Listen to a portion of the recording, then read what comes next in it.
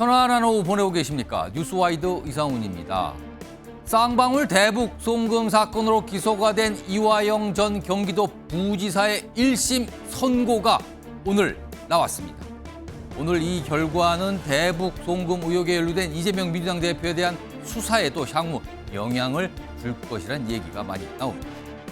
자, 그리고요, 김정숙 여사 인도 방문과 관련해 문재인 정부 출신 민주당 인사들이 오늘 기자회견에 나섰는데요. 특히 6천만 원이 훌쩍 넘는 기내식 비용에 대해서 절반 이상이 운송료와 보관료고 김 여사의 기내식 비용은 105만 원이란 설명을 내놨습니다. 자, 이런 이슈들과 함께 저는 1분 뒤에 돌아오겠습니다.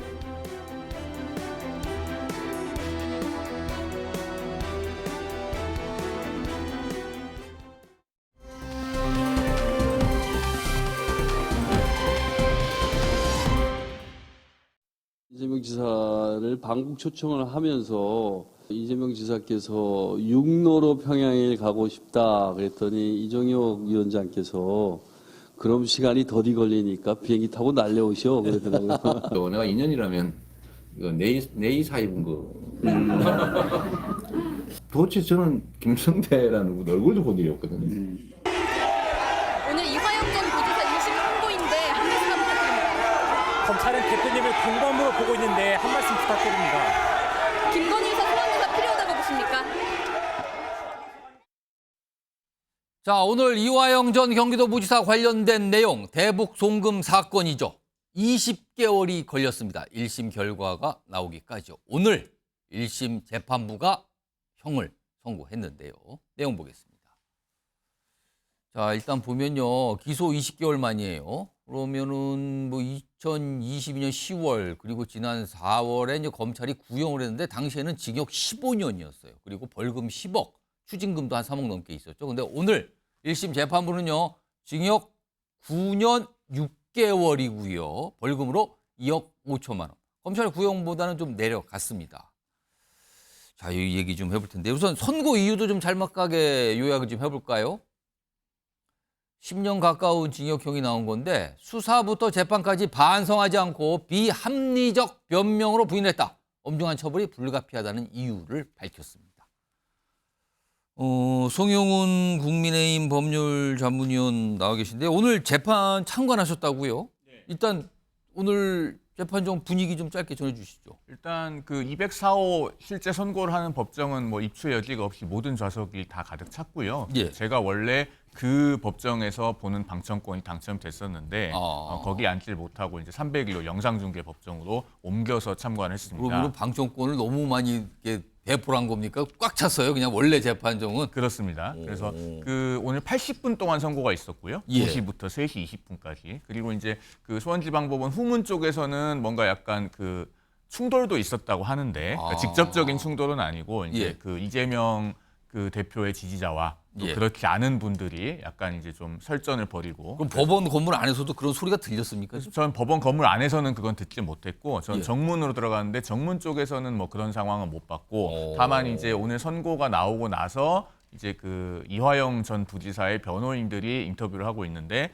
그 옆에서 이제 약간 좀 험한 말들을 하는 분들은 몇 분 계셨습니다. 아, 그렇군요. 아마 이화영 전 부지사나 이재명 대표의 지지자로 보이는 예. 그런 분들 중에 있었습니다.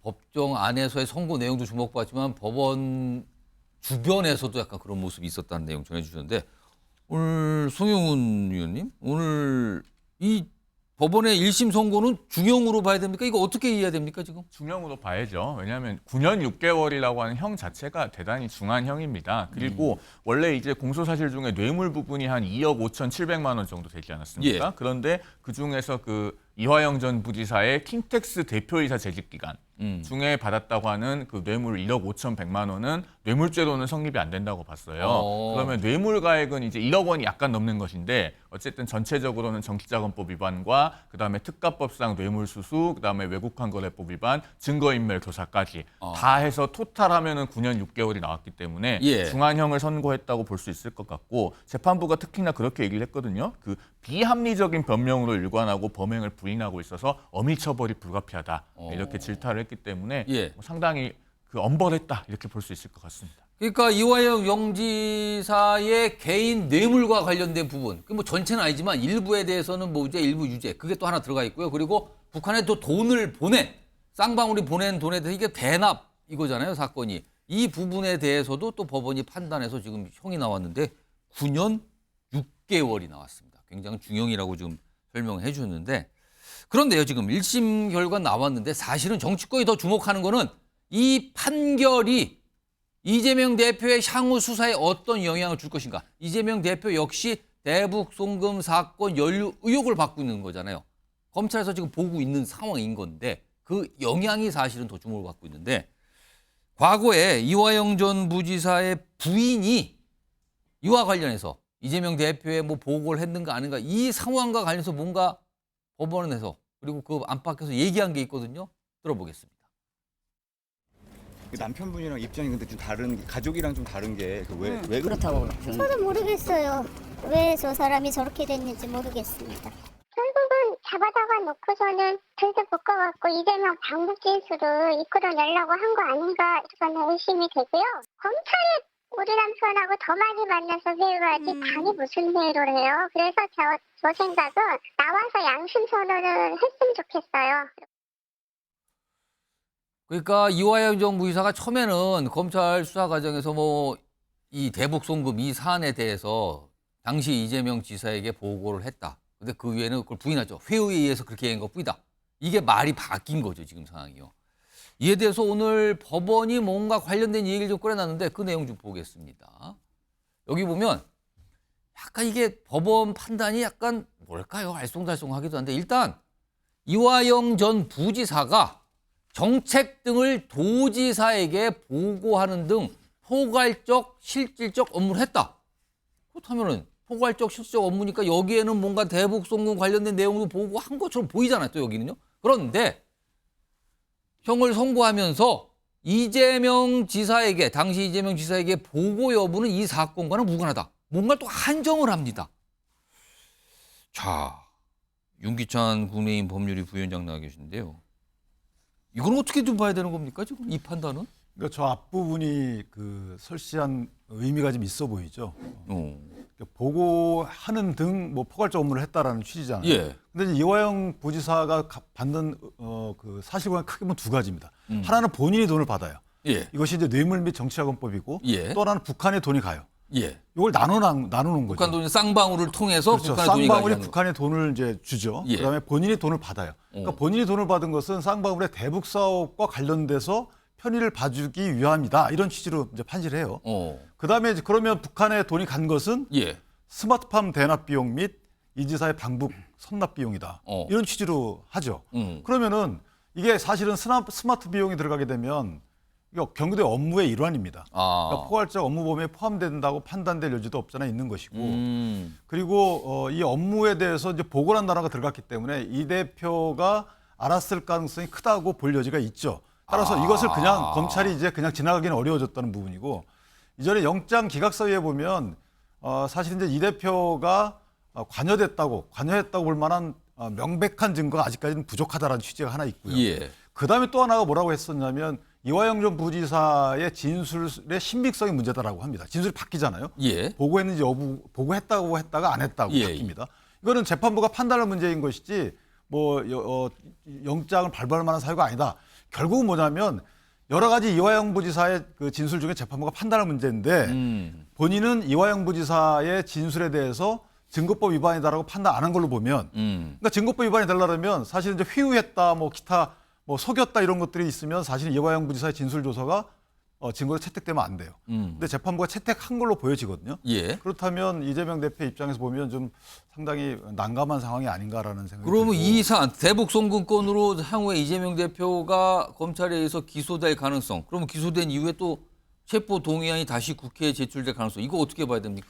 저는 개인적으로 이제 검찰이 이렇게 나온 마당에, 예. 물론 이제 보고 여부가 현 사건하고 관련이 없다라고 한 것은 여기 피고인이 이재명 대표가 아니니까. 그렇죠. 이화영 전 지사. 이화영 부지사, 전 부지사는 예. 이 대표에게 보고했든 안 했든 간에 이 죄는 성립이 됩니다. 그렇기 때문에 그렇게 한 것이고, 다만 이 대표에 대해서 검찰이 수사를 안 할 수는 없고 이걸 그냥 지나갈 수는 없습니다. 그러나 영장을 또 청구하는 것은 제가 볼 때는 이 재판부 설시에 보고됐다는 내용이 있으면 영장을 청구하겠죠. 그런데 보고됐다는 내용이 없기 때문에 이 정도 선에서 기소 여부가 결정되지 않을까. 저는 개인적으로 기소하지 않을 수는 없을 것 같아요. 이런 상황이기 때문에. 김진욱 전 민주당 대변인 나와 계신데 지금 아직까지 민주당에서 이 판결에 관해서 이제 공식적인 논평을 아직 제가 못 봤어요. 방송 지점까지. 지금 뭔가 준비를 하는 건지 모르겠는데 민주당은 오늘 이 결과 지금 어떻게 보고 계십니까? 좀 전에 그 당에서 이제 공식 논평이 당 대변인을 통해서 나왔습니까? 나왔고요. 네.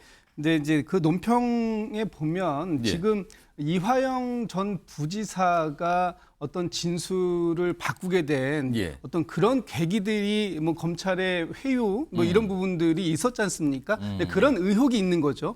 그런 의혹도 있었고 또 최근에 이 쌍방울 대북 사업이 그 쌍방울이 대북 사업을 앞에 내세워서 주가를 조작했었다라고 하는 그런 국정원의 보고 문건에 관련 보고들도 그 보도들도 나온 바가 있어요. 그러니까 이런 것들이 전반적으로 반영되지 않고 판결이 난 부분에 대해서는 좀 유감이다 그러면 하는 부분. 민주당에서는 약간의 오늘 판결 1심 결과에 대해서 약간의 좀 불만 또는 약간 당혹 이런 게 좀 있는 겁니까? 당혹까지는 아니고요. 이 부분에 대해서 어차피 지금 변호인 측에서 이제 항소하는 것으로 그렇게 이제 그 가고 있기 때문에 다음 항소심 재판에서는 상당히 달라진 그런 그 재판 결과를 나올 수 있지 않겠느냐 하는 것이 이제 그 당에서 나온 논평이고요. 제가 보기에는 좀 전에 윤기찬 변호사님께서 말씀을 주셨습니다만 이 지금 오늘 재판 그 결과를 보면 여기에 이 대표의 이 방북비 대납 그 성격은 인정이 됐지만 그것이 이재명 대표가 직접적으로 관여했다라든지 아니면 이재명 대표에게 보고를 했다라는 부분에 대한 명확한 판단 근거가 없지 않습니까? 그런 판단을 안 했어요. 판단을 안 한 것 그렇죠. 같아요. 지금. 안 했어요. 그렇기 때문에 이 부분에 대해서는 여전히 어떤 그 판단을 유보하는 그런 상황이기 때문에 다툼의 여지를 많이 남겨놓은 재판 결과가 아닌가 이런 생각을 해봅니다. 오늘 재판 결과가 나온 뒤에요. 이화영 전 부지사 측 변호인이 설명을 했는데 굉장히 좀 불만 표시를 좀 했네요. 그 목소리 들어보겠습니다. 김성태는 정직하고 이화영은 거짓말쟁이다. 이걸 전제로 깔아놓고 재판을 했습니다. 이걸 전제로 이화영에게 10년 가까운 형을 선고했습니다. 이 재판부 자체도 인정할 수가 없습니다. 일단 뭐 변호인 측은 강한 불만 표시를 했다 그래요. 지금요. 그 이후에 뭐 글도 올려서 뭐 불만 표시했다는 얘기도 나오는데 서영주 맥 정치사회연구소장 나와 계신데요. 지금 이 결과 나온 뒤에요. 글쎄요. 지금 이재명 대표의 지지층으로 보이죠. 왜냐하면 이재명 대표 팬카페에 올라간 글이니까요. 거기 보면 이 판사에 대한 지금 약간의 불만 또는 약간 뭐 공격 또는 뭐 탄핵 이런 글들이 지금 올라오고 있거든요. 이거 벌써 이제 뭔가 비난전 이런 게 공세가 시작된 겁니까? 그럼 이거 어떻게 봐야 됩니까? 뭐 이제 최근에 이제 정치 양상이라든지 사회 현상을 보면 본인의 이제 생각과 좀 다르면 일단 공격이 들어가요. 그러니까 댓글들을 보면은 좀 과하지 않습니까? 이게 이제 꼭 야당뿐만 아니라 여당도 마찬가지고요. 저도 마찬가지입니다. 제가 좀 지난 정부나 아니면 이제 현 정부에 대해서 좀 비판을 좀 하면 제 댓글이나 페이스북 댓글에 장난 아닌 욕설 같은 그런 혹시 공격들이 뭐 방송 들어옵니다. 한번 하고 나가시면 막 뭐 옵니까? 막 옵니다. 그러니까 이제 그런 현상들에 대해서 뭐 그럴 수 있다고 봅니다. 다만 인신공격형이나 아니면 그 도가 지나치면 안 되겠죠. 근데 오늘 이제 수원지검의 이제 이화영 전 부지사의 재판 결과에 대해서 이재명 대표의 지지층들이 많이 왔잖아요. 그러니까 이 재판 결과를 보면 굉장히 화가 나죠. 아까 담당 김강민 변호사도 뭐 거의 막 그냥 울분을 토하듯이 얘기를 하는데 사실 표현이 가만히 들어보면은 막 마음속에는 굉장히 험한 게 들어가 있는 것 같아요. 지금 그렇죠. 그 표현들이 일방적으로 지금. 재판부가 한쪽 김성태 씨의 말만 듣고 판결을 내린 것처럼 보인다라고 뭐 추정할 수 있어요. 그래서 저는 이런 부분에 있어서는 뭐 지지층의 화난 모습들을 뭐 또 공격형 뭐 이런 거 있을 수 있지만 그런 데서 재판부의 판결을 존중하는 것들이 사법부의 시스템 아니겠습니까? 다만 좀 저는 아쉬운 부분들은 재판부가 이재명 대표에 대한 부분들을 애매하게 판시를 했어요. 그러니까 여지를 남겼죠. 그러니까 확실하게 이 부분에 있어서 애매하게 판결한 부분은 제 개인적인 판단이지만 좀 예. 정치적 고려가 있지 않았을까. 그러니까 이 부분은 그러니까 이화영 전 부지사가 검찰에 회유당한 부분들, 그다음에 말하자면 이렇게 저렇게 많은 재판 과정에서 좀 잡음을 있었던 부분들이 예. 재판부가 조금은 아주 단호하고 명료한 재판 결과 판시는 하지 못한 부분에 있어서 좀 그런 측면에서 좀 정치적 판단이 예. 있지 않았을까라는 판단하에 이쪽 그 이재명 쪽 지지층에서는 좀 공격하는 것 같습니다. 송영훈 의원께는 마지막으로 오늘 재판부가 이게 이재명 지사의 방북 대가로 보기엔 충분하다. 그 송금 그 돈에 대해서 그렇게 얘기를 하면서도 보고 여부에 대해서는 포괄적인 내용만 하고 구체적으로 이건 연관짓지 않겠다라고 판단 안 한다고 했단 말이에요. 이게 다 별개입니다. 그러니까 예. 일단 300만 달러는 지금 이재명 대표의 이재명 당시 도지사죠. 예. 방북 대가로 지급된 거는 맞다라고 예. 봤고요. 그중에 이제 200만 달러는 조선노동당으로 가고 100만 달러는 릴로남이 받았다는 거 예. 아닙니까? 그렇게 되는 거고 그다음에 아까 그 이재명 대표에 대한 보고 여부 예. 그것은 스마트팜 관련된 500만 달러 부분을 설치하면서 나왔습니다. 거기에서 이화영 피고인이 경기도지사에게 보고를 했는지 여부는 이 범죄 성립에 대한 요증 사실이 아니기 때문에 따로 판단하지 않겠다. 그럼 판단하지 않는다. 판단하지 않겠다. 그다음에 그 이화영 피고인의 그 주도적인 어떤 그 업무 처리 이런 예. 것은 직무 관련성 부분에서 나왔습니다. 그러니까 본인이 어쨌든 뇌물을 받았는데 예. 그 뇌물을 준 쪽에서는 그러면 왜 줬는가에 관련돼서 이화영 당시 그 경기도 평화부지사가 대북 사업 관련해서 주도적으로 본인 일 처리를 했기 때문에 예. 김성태 회장은 그 대북 사업에서의 협력을 얻어내기 위해서 그러니까 이화영 부지사나 그런 경기도에 협조를 얻어내기 위해서 뇌물을 줬다는 것이다. 예. 그 직무 관련성 부분을 설치하기 위해서 나왔기 때문에 그 세 가지는 다 별개고 그런데 여기서 중요한 것은 어쨌든 300만 달러가 방북 대가라는 것이 인정이 됐기 때문에 예. 그러면 이제 제3자 뇌물죄의 구조가 갖춰집니다. 제3자 뇌물죄로 그 공소 제기를 할 수 있을 정도의 구조는 갖춰지기 때문에 예. 이 대북 송금 관련해서는 이제 이재명 대표가 기소될 가능성이 매우 높아졌다. 이렇게 보면 될 것 같습니다. 일단 이번 1심 결과를 정치권이 기다린 이유 중에 하나는 이화영 전 부지사 자체가 얼마나 형을 받게 될 것인가. 그리고 이재명 대표와 관련된 부분에서 재판부가 얼마나 명확하게 결론을 낼 것인가. 그런데 약간 정치권 어떻게 바라는지 모르겠어요. 아직 재판 결과 나온 지 얼마 안 되기 때문에 각각이 좀 분석돼 들어가고 있거든요. 그리고 재판 판결문 자체도 양이 많기 때문에 다 꼼꼼히 볼 텐데 요건 조금 시간이 걸려 보이네요.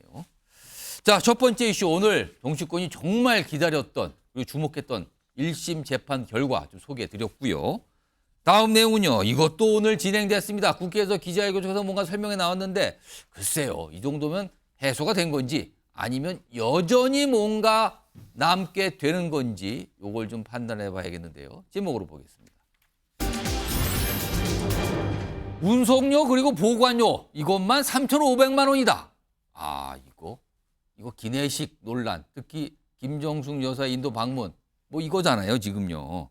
오늘 문재인 정부 때 뭔가 활동을 했던 민주당 의원들이 오늘 기자회견을 같이 했어요.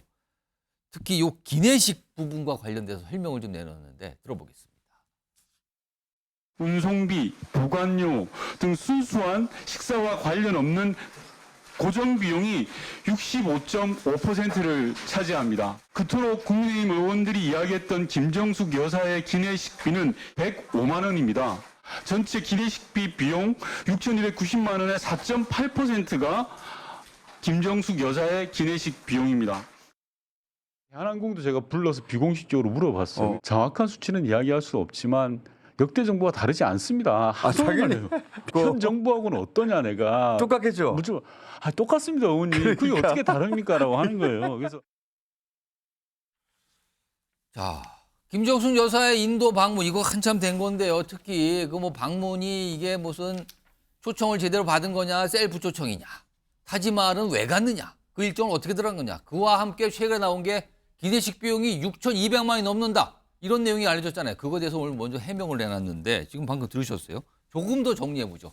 오늘 윤건영 의원이 밝힌 자료 내용이에요. 김정숙 여사 기내식 비용.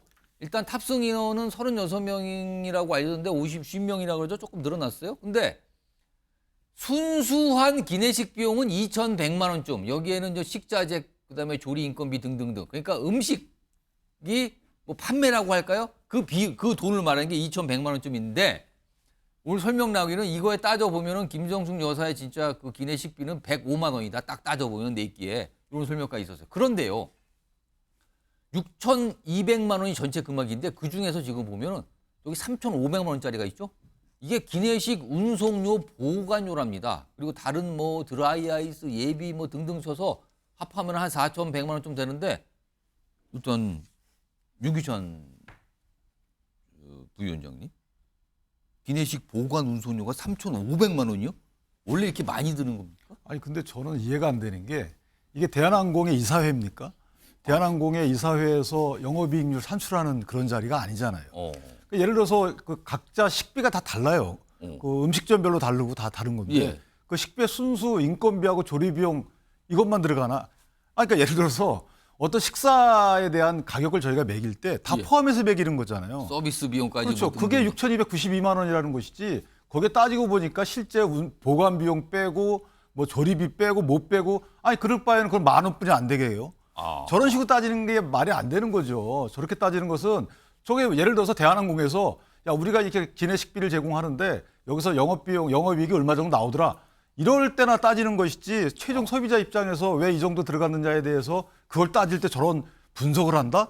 저는 저 윤건영 의원이 대한항공을 대신해서 저렇게 분석해 준 건가요? 그러면 윤건영 의원이 저 자료를 제시한 거는 실제 식비, 순수 식비는 얼마 안 되고 사실은 부대 비용, 뭐 보관료, 운송료가 많이 들어간다. 이걸 강조하고 싶었던 건가요? 아니 실제 식비를 어떻게 저걸 정의하죠? 그러니까 예를 들어 저기 인건비하고 식자재비 말씀 주시는데 그걸로 지금 일단은 그러면 한정을 한 것 같은데. 식당별로 저희가 식비 가격을 산정할 때 어디는 인건비하고 식자재비만 넣고 어디는 또 뭐 그 이용료도 넣고 예. 어디는 또 보관비 넣고 다 그런 거 아니겠습니까?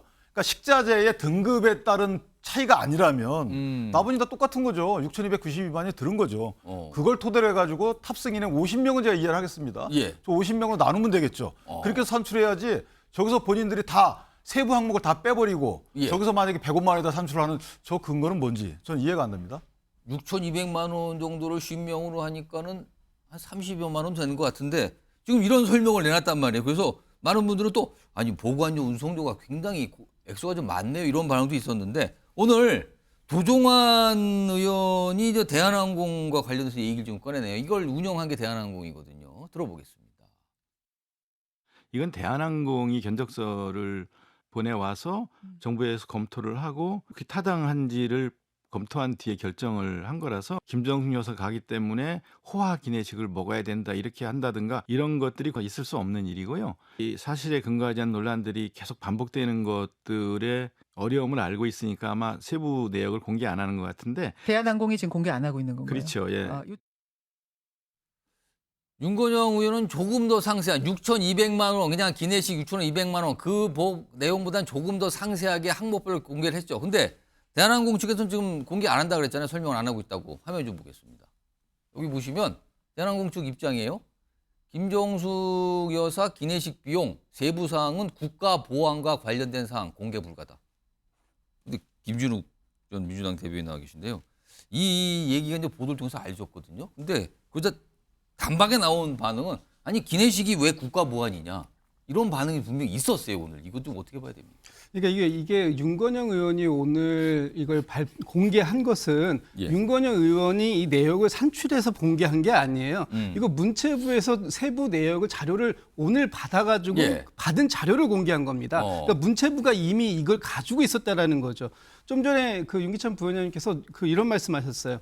총액 6,292만 원 안에 다 들어있는 거다. 그렇기 때문에 그거를 당시에 순방에 참여했던 사람 수로 나누면 그것이 그냥 결과적으로 그 비용 아니냐. 식비 아니냐. 그게. 식비 아니냐. 그런데 저희가 처음에 그렇게 말씀드렸을 때 국민의힘에서 뭐라고 저희를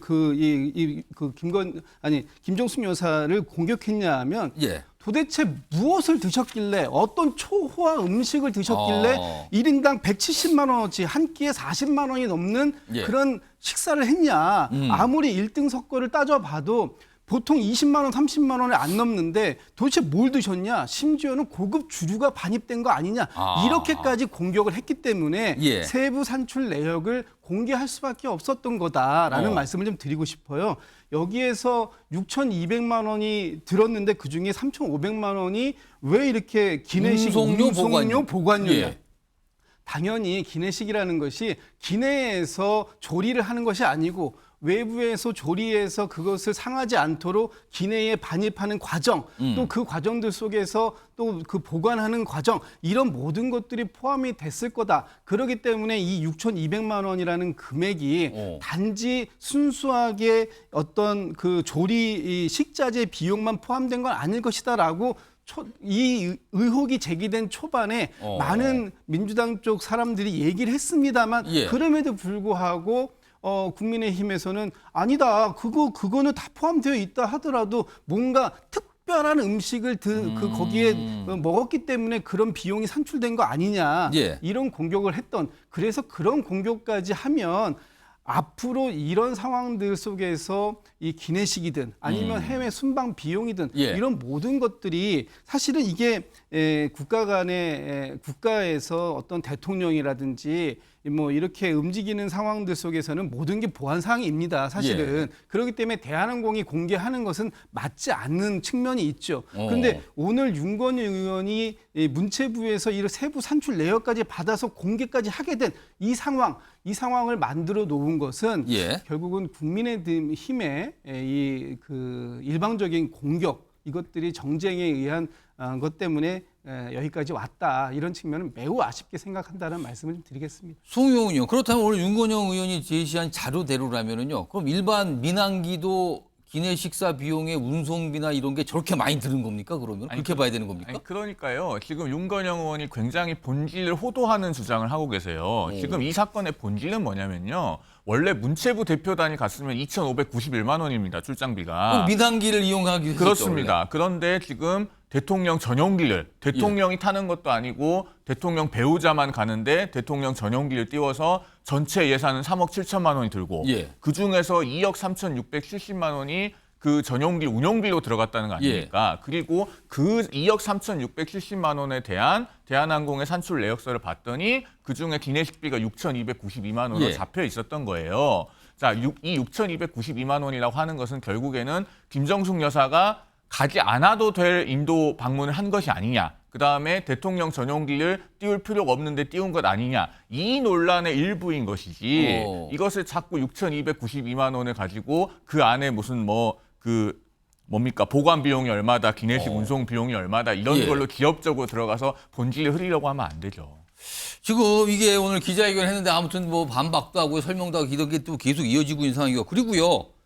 지금까지 이 사안과 관련해서 논란 중에 하나가 이제 기내식 비용과 관련된 부분인데 또 하나는 뭐냐면요.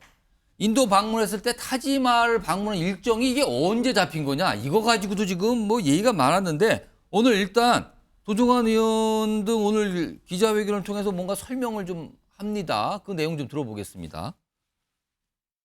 트럼프 대통령 내외가 왔을 때도 타지마을 방문했었고 또 마크롱 대통령이 왔을 때도 그러고 캐나다 트레드 총리가 왔을 때도 그러고 외국 정상이 오면 반드시 그 타지마을 방문 요청을 합니다. 그래서 당연히 사전에 들어가는 거예요. 근데 이제 사전에 들어가지 않은 일정은 없어요. 근데 이제 외교 일정이라는 것은 굉장히 가변성이 많습니다. 일정을 짰다가도 취소가 되기도 하고 없던 일정이 갑자기 생기기도 합니다. 국민의힘도 정부를 구성한 바가 있을 텐데 이런 가변성이 당연히 있을 수밖에 없다는 점을 간과한 것인지 아니면 모르고서 그러는 건지. 그러니까 지금 들으신 설명은 사전에 그러니까 인도로 떠나기 전에 이미 타지마할 일정이 정해져 있었다. 일정표를 갖고 있었다. 그거잖아요. 근데 지금 이게 좀 살짝 논란인데 이 당시 논란이 처음에 났을 때 당시의 설명과 최근까지 설명은 약간 좀 달랐거든요. 그 목소리 들어보시죠. 이게 3박 4일 일정을 다 소화하고 한국으로 귀국하는 날 인도 측에서 요청을 했어요. 그래서 인도 측이 이제 요청을 해서 귀국길에 잠시 들렸던 겁니다. 오다가 어떻게 잠시 이제 사원에 들린 격이 되는 거죠. 인도에서는 타지마할을 가장 자랑스러워하는 이제 국보이고 인도 현장에 갔을 때 인도 측에 간곡한 요청이 있었는데 거기에 대해서 또 저희가 거절할 수도 없는 노릇 아니겠습니까? 그렇다면 앞서 설명은 방문 중에 뭔가가 얘기가 돼서 결정이 됐다. 오는 길에 잠깐 들은 것뿐이다. 현지에서 결정됐다. 이런 취지잖아요. 그렇다면 설명이 약간 변화가 생긴 건데 화면으로 좀 정리해 볼까요? 자, 오늘 도종환 전 장관 당시 대표 단장이었어요. 사전 일정표에 타지마할 방문 일정 들어있었다. 미리 준비 안 된 일정이란 건 없다. 미리 정해진 거다. 그리 알고 간 거다 인도로. 이거였는데 지금 황희 의원 그다음에 고미정 의원 얘기는 조금 다르거든요. 앞서서 내놓은 설명이에요. 이거는. 귀국 날 인도 측이 요청으로 잠시 들은 거. 인도 현장 갔을 때 인도 측이 요청했다. 이거는 조금 일정이 어떻게 잡혔는지 설명이 다른데 최영주 수장님 이거는 설명이 좀 달라진 건가요? 달라진 게 아니라 뭐 이게 문서가 거짓말하지는 않겠죠. 중요한 건 뭐냐면 타지마할을 김정숙 여사가 생떼를 써서 여기 넣어달라고 한 건 아니라는 거 확실한 거 아닙니까? 인도 측에서 미리 사전에 일정을 잡아놨어요. 그러니까 이제 말은 다를 수 있죠. 하지만 중요한 거는 도종환 문체부 당시 장관이 여기를 갔던 것이고 주무부처 당시의 장관이었습니다. 그의 황희 의원은 그 이후에 후임 장관이죠. 그러니까 고민정 의원도 그 당시에는 부대변인이었고요. 그러니까 전체적으로 인도와 외교적인 측면에서 일정을 알 수 있는 그다음에 문서는 도종환 전 장관이라고 봤을 때는 저 말이 더 기억에 대한 어떤 기억에 의존해서 발언하는 것보다는 확실할 수 있다. 그러니까 이거는 기억의 영역에서 틀린 부분이지 중요한 거는 김정숙 여사가 타지마할을 떼써서 간 게 아니라는 건 확실해졌다. 라는 것이고 배현진 의원이 이거를 가지고 그러기 때문에 모든 게 거짓말이다. 이게 전형적인 떼쓰기입니다. 초등학생들이 말꼬리 잡는다고 하죠. 저는 이번에 이 김정숙 여사의 이 특검 문제를 보면서 배현진 의원 등등 국민의힘 의원들을 보면 초등학생이 산수는 알아요. 근데 이제 뭐 고등학생이나 대학교에서 배우는 수학을 보고 나서요. 왜 이렇게 이상하냐고 떼쓰는 것 같아요. 내가 아는 산수의 영역은 이런데 왜 당신들은 수학을 얘기하면서 내가 이해할 수 없는 부분들을 얘기하지? 그래서 문재인 전 대통령 측에서 계속해서 자세하게 설명해 줬어요. 이게 아니다. 인도 측에서 이렇게 했고 상황들은 처음에 갔을 때 7월에 문재인 전 대통령이 모디 총리의 어떤 재방문 의사를 가지고 내가 왔으면 좋겠다고 해서 쭉 지냈지만 내 일정이 안 돼서 문체부 장관으로 대체됐는데 결국엔 계속해서 인도 측과 한국의 어떤 외교의 격을 생각해 보니 김정숙 여사 그러니까 배우자라는 것은 일부속시 일부속시일 때 대통령과 준하는 그런 수준으로 봤을 때 인도 측을 더 배려하겠다는 어떤 생각하에 문재인 전 대통령 표현에 따르면 닥달해서 떠밀어서 이렇게 좀 당신이 대신 가서 나 대신 똑같은 어떤 외교적인 격을 좀 높여달라라고 했던 것이잖아요. 근데 이거 이 정도 했으면 좀 알아들어야 되는데 말귀를 못 알아듣고 이 부분에 대해서 말이 바뀌었으니까 거짓말이다. 누가 보더라도 전형적인 초등 유치한 생떼쓰기다. 이제 그만하셔야 되는데 저는 이게 자승자발이고 재발등 찍는 게요. 계속 하세요. 결국에는 윤석열 정부에서 532억의 예비비를 썼던 이 판도라의 상자가 열리기 직전이다. 그래서 저는 이런 부분에 있어서는 자승자박의 전형적인 모습을 보고 있다. 그렇게 판단해야 됩니다. 유기찬 부위원장, 이 타지마할 일정, 그리고 뭐 지금 최영주 수장님께서 이거 자승자박 아니냐까지 말씀하셨는데 어떻게 들으셨어요? 근데 이게 사실 이제 외교 일정으로 보기 어렵다는 취지죠. 국민의힘에서는. 원래 4개월 전에 다녀오셨잖아요. 근데 4개월 전에 그 해당 방문했을 때 오고 싶다는 취지의 또 말씀을 하셨잖아요. 김정숙 여사께서. 그렇기 때문에 이 타지마할을 위한 그 외교 마치 외교인 외교로 포장해서 다녀오신 게 아닌가라는 시각을 갖고 있는 거고요. 사실은 이게 이제 사전 답사 때 타지마할이 들어있는지 여부를 보면 돼요. 그러니까 문체부 공무원들이 사전 답사를 가잖아요.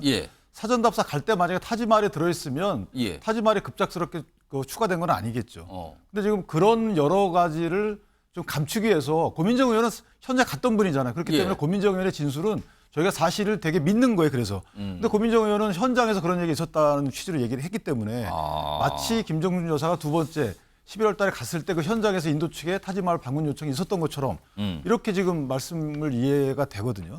그건 이제 아닌 걸로 지금 판명이 났기 때문에 그렇다면 누가 변명을 다시 해야 되느냐. 이건 고민정 의원이 다시 해명을 해 주셔야 되는 거고 또 하나는 이제 이게 뭐 자꾸 대통령의 순방 전반적인 문제로 말씀을 주시는데 저희가 말을 하는 것은 김정숙 여사가 갈 자리가 아니었다는 거죠. 그러니까 문재인 전 대통령께서 등 떠밀어 갔다고 하는데 저희가 볼 때 등 떠밀어 간 건 진짜 아닌 것 같아요. 왜냐하면 일단 가고 싶어 하셨고 그다음에 혼자 전용기를 타고 가셨잖아요. 이게 등 떠밀어 갈 만한 사정인가요? 일정 순서를 봐도 그렇습니다. 원래 외교부 장관이 안 가기로 했잖아요. 문체부 장관이 가기로 결정이 됐어요. 그다음에 이제 김성준 여사가 끼어드는 형국이 돼버렸잖아요. 이게 어떻게 등 떠밀어서 간 꼴인가요? 전 그래서 단장도 문체부 장관이고 만약에 등 떠밀어서 애당초부터 결정이 됐다 그러면 여사께서 단장이 되셨어야죠. 문화규로 단장이. 이런 취지로 보면 문재인 전 대통령이나 아니면 고민정 의원이 조금 무리한 억측을 유발하는 유발하는 이런 말씀을 자꾸만 하신다라는 생각. 근데 제가 조금만 보충해서 잠깐만 저도 좀 잠깐만 제가 그러면 두 분께 소영주 소장님 한 30초 드리고요. 뭐 짧게 30초 드릴게요. 얘기했는데 그냥 영부 그러니까 대통령의 배우자가 단장이 안 되는 이유 잘 아시잖아요. 공적 지위가 없어요. 그래서 단장을 할 수 없어서 특별수행원이 됐던 것이고 저희도 이제 정치를 해보면 정치인들이 배우자 역할이 있습니다. 선거 때 배우자들이요 대신 행사에 참석하고요. 그거를 후보에 준해서 활동을 합니다. 그게 이제 정치의 일반적이라면 대통령의 배우자는 전 세계적으로 다 단독의 역할들을 하고 있다는 점에서는 이제 그만하셔야 되는데 한 가지. 그러면 이제 이쯤 되면요. 인도 모리 총리한테 물어봐야 됩니다. 배현진 의원께서 물어보세요. 직접. 공식 초청을 했는지 아니면 김정숙 여사가 때를 써서 갔는지. 그러면 됩니다. 하지만 세계적으로 웃음거리가 될 것이다. 그러면 모디 총리한테 물어볼 필요가 없고요. 이거는 대한민국 법원에서 이미 판단이 끝난 문제입니다. 2019년 6월 11일에 그 유명한 중앙일보 남정호 논설위원회 김정숙 여사 버킷리스트라고 하는 그 칼럼에서 청와대는 인도 총리 요청으로 가는 것처럼 발표했지만 인도 대사관은 한국 쪽이 김 여사를 대표단 대표로 보낸다고 알려와서 초청장을 보냈다고 말했다. 이렇게 적으니까 청와대가 정정보도 청구 소송을 했어요. 그때 정정보도문으로 게재해달라고 하는 게 어떤 내용이냐면 영부인의 인도 방문은 인도 모디 총리가 2018년 7월 한인도 정상회담에서 요청하여 이루어진 것이며 이런 문장을 정정보도문으로 넣어달라고 청와대가 청구를 합니다. 중앙지법에서 패소했어요. 왜냐하면 그 남정호 논설위원이 인도 대사관에 직접 확인을 한 결과를 칼럼으로 쓴 것이다. 이렇게 법원에서 인정했거든요. 그리고 청와대가 항소했다가 항소 취하해서 그 판결이 그대로 확정이 됐습니다. 제가 짧게 하나만 더 말씀드릴게요. 자, 2018년에 그 문재인 전 대통령과 김정숙 여사가 7월 달에 인도를 갔다 오잖아요. 그때 인도 싱가포르 순방을 하고 7월 13일에 들어옵니다. 그 다음에 7월 18일에 외교부에서 문체부로 5일 뒤에 공문이 가요. 거기에 뭐라고 써있냐. 그 한국 인도 그 정상회담 후속 조치에 관한 공문입니다. 양 정상은 금년 디왈리 문화축제에 김해 시장 외에 우리 정부 고위 인사가 참석하기를 합의했다. 그렇게 하면서 그 귀부에서 고위 인사 괄호 열고 장관급 참석이 이루어져야 할 것으로 보이는 바 필요한 후속 조치가 이루어질 수 있도록 해달라. 그러니까 한국과 인도 정상이 합의한 그 고위 인사는 장관급인 거예요. 만약에 이게 정말 모디 총리가 그 김정숙 여사를 오라고 해서 그때 이미 정상회담 때 합의가 된 거면은요. 이 외교부 공무원은 허위 공문서 작성한 거예요. 이 외교부 공무원 징계해야죠. 고발하고.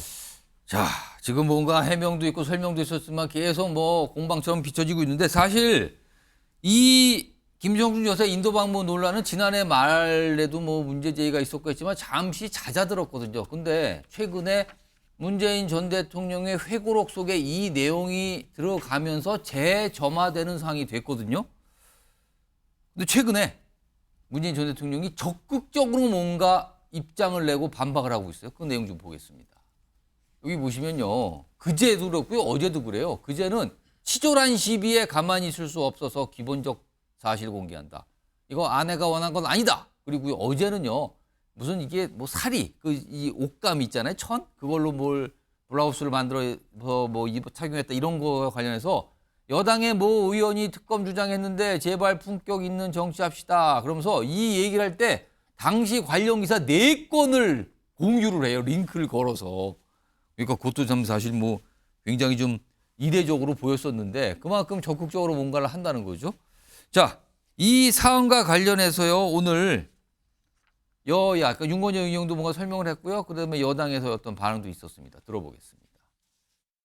참고로 대통령이나 정상들이 받는 선물은 제가 알기로는 보존적 가치가 있어야 되고 미국 달러 기준으로 100불 이상인 경우에 보존한다라는 그런 기준들이 있습니다. 그런 기준들을 꼼꼼히 살펴보고 당시에 법적으로 문제가 없다라고 판단을 했기 때문에 의상외교 차원에서 만들어서 입고 가신 걸로 알고 있습니다. 부인의 특권 관광 의혹이 불거지자 이젠 품격을 지켜달라고 말하고 있습니다. 내 부인은 중요하고 다른 사람의 부인에게는 모욕과 수치스러움을 주어도 괜찮은 것입니까? 역대급 내로남불입니다. 자, 김준욱 전 민주당 대변인. 지금 문재인 전 대통령이 이제 기사까지 링크를 해서 공유하면서 그걸 뭐 본인이 그걸 올리는 다른 분들 읽어봐라 뭐 이거잖아요. 이렇게까지 적극적으로 반박하는 거는 글쎄요. 이거 어떻게 좀 봐야 됩니까? 이것도 이례적이라고 좀 반응이 좀 나오던데요. 이례적이죠. 전직 대통령께서 오죽했으면 이런 글까지 써서 올렸어야 되겠습니까? 사실 국민의힘에서 과도한 공세를 취하는 이런 모습들이 외교를 몰라서가 아니라 외교를 알지만 뭔가 그 다른 목적이 있는 거 아니냐. 그것을 우리는 김건희 여사에 대한 특검법 뭐 이런 부분들에 대한 방탄용 아니냐. 방탄용 물타기로 김건희 여사를 보호하기 위해서 김정숙 여사를 공격하는 거 아니냐. 이런 시각들도 지금 뭐 팽배한 거 아닙니까? 예. 그러니까 문재인 전 대통령께서는 사실관계로 외교를 또 외교로 이렇게 바라봐야 된다라는 말씀을 하시는 거고요. 그렇게 해서 충분히 설명했음에도 불구하고 지속적인 그 공세 이런 것들이 과연 국익에 앞으로의 외교 활동에 얼마나 크게 도움이 될지 잘 모르겠다. 이런 아마 그런 속내를 밝히신 게 아닌가라는 생각이 듭니다. 송영훈 의원께서는 어떻게 보세요? 문재인 전 대통령의 저런 해명 그리고 뭐 기사까지 이제 공유를 했어요. 문재인 전 대통령께서요 계속 긁어 부스럼을 내고 있죠. 제가 한 가지만 말씀드리면은 소위 이제 그 삼김 여사 특검론이라고 하는 거 있지 않습니까? 그것을 그 김민전 의원이 5월 7일에 페이스북에 올려요. 수석 대변인이 되기 전입니다. 근데 그 삼김 여사 특검론을 올리면서 김정숙 여사에 관해서 언급했던 것은 이 인도 타지마할 방문건이 아닙니다. 옷값하고 소위 그 관봉권 논란 그걸 얘기하거든요. 그러니까 이 타지마할 방문건은 다 잊혀졌던 건데 그 문재인 전 대통령의 회고록이 5월 18일에 출간이 됐잖아요. 거기서 최초의 영부인 단독 외교라고 하면서 이 논란이 다시 불거진 거예요. 그리고 이 이슈가 장기화되기 어려운 이슈인데 6월 5일에 그러니까 엊그저께죠. 문재인 전 대통령이 또 페이스북에 올리잖아요. 장문으로 반박을 하니까 또 재반박이 이루어지고 계속 이슈가 확산이 되는 겁니다. 이런 일련의 태도가 보여주는 거는요. 이 김정숙 여사의 인도 타지마할 방문 논란이 그만큼 뼈아프다는 걸 보여주는 거예요. 뼈아프기 때문에 계속 반응을 하고 반박을 하고 가만히 못 있는 겁니다. 근데 저게 아마 문재인 대통령 입장에서 보면 본인의 이제 배우자에 관련된 거니까 이게 범부로서 입장도 있지만 민주당에 대한 서운함이 있을 거예요. 서운함이요? 예, 그러니까 민주당이 지금 아주 적극적인 반박이나 도움을 주고 있지 않잖아요. 그러니까 본인이 나설 수밖에 없는 이런 입장에 대해서 조국 신당이나 민주당에 대해서 상당한 아마 좀 서운한 그 표현을 저런 식으로 또 하는 것이 아닌가라는 생각. 그러니까 오늘 기자회견에 나섰던 3명의 민주당 의원들은 다 문재인 정부 때 활동을 하셨던 분, 그러니까 정부 또는 청와대 활동하셨던 분이네요. 그리고 이른바 이제 민주당의 지금 주류인 친명계 의원들의 모습은 오늘 나오진 않았네요. 아무튼 이런 모습입니다. 자, 다음 다룰 주제는 이름이 있죠. 대왕고래입니다. 대왕고래. 동해상에 있는 이 광구. 오늘 굉장히 요즘에 화제의 중심에 섰죠. 이름이 아부레우 고문입니다. 오늘 기자회견 했는데요. 그 내용 가보겠습니다. 성공률 20% 이 정도면 양호한 편입니다. 오늘 이런 설명을 해놨어요. 그동안 처음에 윤석열 대통령이 직접 가능성에 대해 발표하고 그 위에 논란 있고 본인이 와서 설명하고 근데 계속 뭐가 문제 제기도 있었고요. 해명이 있었고요. 그랬잖아요. 자, 오늘 이 아부레우 고문의 설명 첫 번째 내용 들어보겠습니다. 20% is very good in a frontier basin. The answer is, don't get me wrong, is still risky. It's 20%, meaning there's 80% chance that it will not work. Frontier basin means we haven't found sizable economic hydrocarbons yet. So then it has more risk. And the only way to test that now is for drilling. 그동안 여러 가지 이건 뭡니까? 이거 좀 이상하지 않습니까? 이런 제기들이 야당을 중심으로 나왔는데 한 3가지 정도로 돼요. 화면으로 좀 정리해 봤습니다. 일단 이 업체가 이 아부레우 고문이 활동하고 있는 이 업체가 하기 전에 그전에 이 동해에 있는 광구에 대해서 우드사이드라는 호주 기업이 뭐 이렇게 탐사다고 했는데 이게 철수를 했거든요. 근데 이 부분 갖고 아니 그럼 이쪽은 철수했는데 왜 이쪽에서는 괜찮다고 얘기를 하는 거냐 이게 좀 논란처럼 비쳤는데 오늘 나온 설명은 이 우드사이드사가 조기 철수하면서 탐사 자료 이 심층 분석이 안 됐다. 자료 같은 게 제대로 모이지 않고 안 됐는데 이번에 새롭게 해서 나온 겁니다. 이런 설명이 있었고요. 두 번째는 성공 가능성 20%는 이제 알려졌잖아요. 근데 이게 그럼 아니 이거 20%밖에 안 되는데 이거 뭐 해도 되는 겁니까라는 얘기가 나왔는데 오늘 설명은 20%는 거는 양호한 겁니다. 다른 데는 그것도 안 되는데 성공했어요. 라는 설명. 그리고 이 액트지오사 이번에 새롭게 이제 분석을 담당해서 가능성을 내놓은 요 기업이잖아요. 탐사 전문 기업인데 이 기업 좀 믿을만 합니까? 이거 뭐 2등 기업 아닙니까? 아니 주소가 왜 주택가로 돼 있어요? 이런 거였잖아요. 근데 이런 설명입니다. 우리 팀은 전 세계에서 활동하고 있다. 그리고 소규모 업체가 프로젝트 분석 담당하는 건 이 산업의 표준입니다.